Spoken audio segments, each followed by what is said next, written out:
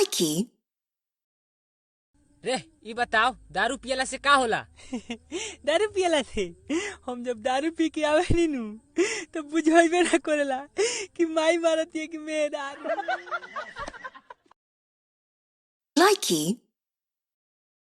ले आवत बरू दर्द के दवाई और सूत गइली सैया से रतिया चपक के ककरी भइल बा कमरिया लपक के ककरी भइल बा कमरिया ले यही भाव में कहा तारी कैसे हो आगवन का राके राजा चली गई Likey, काचे बजवानी सुनिए राजा जानी हमसे कुछ दिन दूर औरी रही ना